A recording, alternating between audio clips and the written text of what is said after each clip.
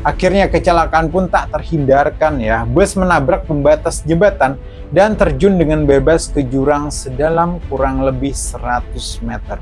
Semua penumpang berteriak histeris teman-teman saat bus terguling dengan cepatnya tanpa ada yang bisa menghentikan ya, kecuali dasaran jurang itu sendiri.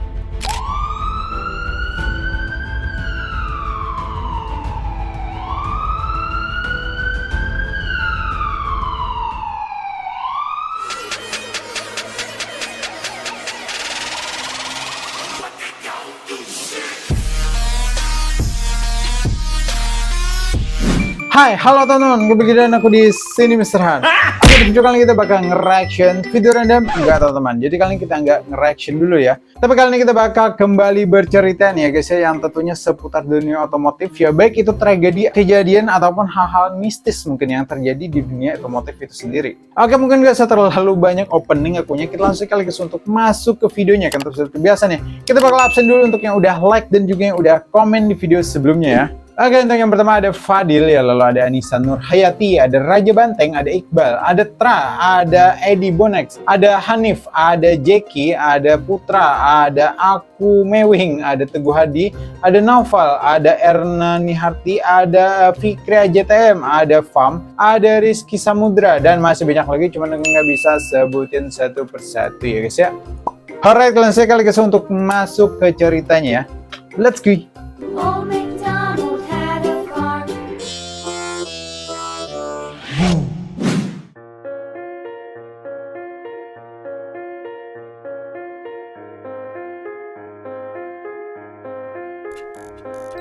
Oke teman-teman, jadi untuk cerita kali ini kita nggak bercerita tentang dunia otomotif di Indonesia dulu ya teman-teman. Nah, karena biasanya aku menceritakan seputar tragedi atau kejadian yang ada di Indonesia ya. Tapi untuk cerita kali ini ada cerita otomotif yang ada di luar negeri.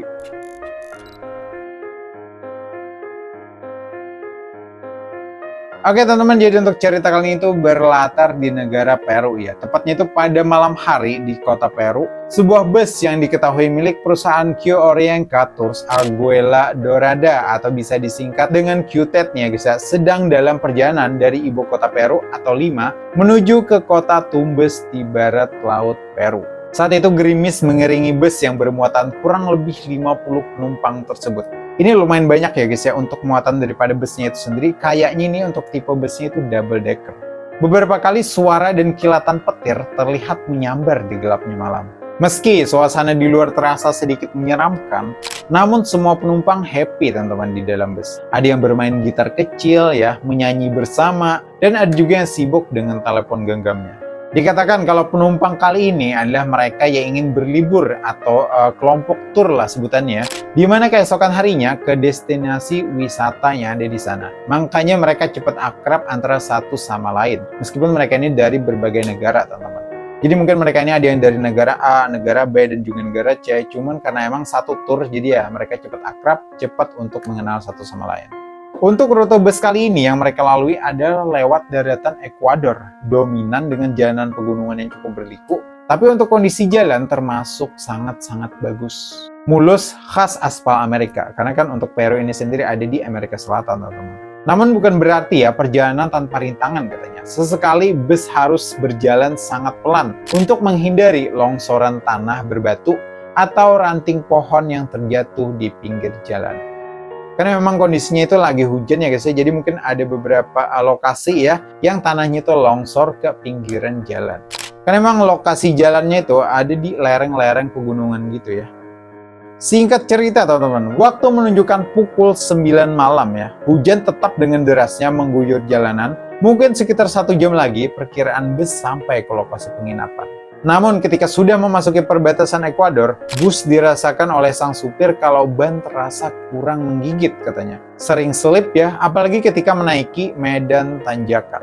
Beberapa kali penumpang juga mengingatkan ya untuk supir lebih hati-hati katanya dalam mengendalikan laju bus. Yang tentu saja peringatannya itu mereka sampaikan dalam bahasa mereka ya. Aku nggak tahu bahasa yang mereka gunakan, tapi kayaknya bahasa Spanyol ya.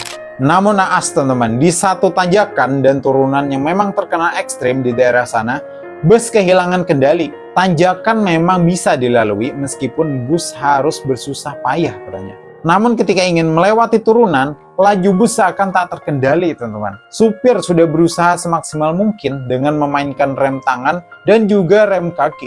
Namun karena turunan yang terlalu curam, licin, dan ditambah beban bus yang memang penuh saat itu, menjadi faktor bus kehilangan kendali.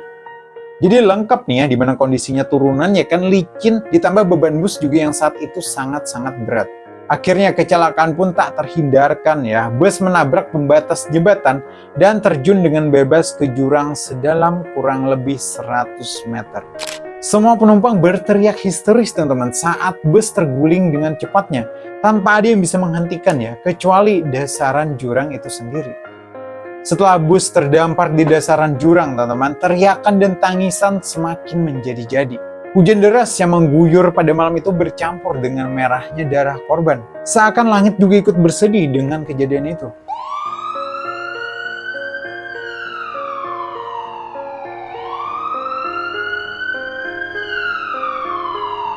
Singkat cerita teman-teman, sekitar 4 jam berlalu, armada evakuasi baru berdatangan nih, memberikan pertolongan. Itu pun masih harus menunggu lagi beberapa jam untuk pihak penolong bisa turun ke titik laka. Karena katanya lumayan sulit nih untuk menjangkau dasaran jurang yang terlalu dalam. Jadi datangnya itu udah terbilang lambat ya, terus proses evakuasinya juga lumayan memakan waktu. Karena emang kondisinya tuh jauh guys untuk dijangkau ke titik lokasi kejadian. Dikatakan atas kejadian ini hampir setengah dari penumpang meninggal dunia di tempat. Sisanya kebanyakan dalam kondisi kritis yang tak berdaya setelah dilarikan ke rumah sakit terdekat untuk mendapatkan perawatan.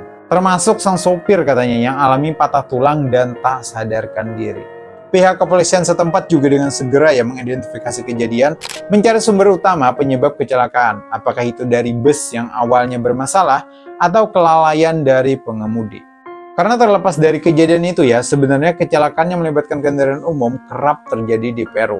Hal ini dikarenakan banyaknya pengemudi yang tidak memiliki SIM dan belum mahir dalam mengendarai kendaraan.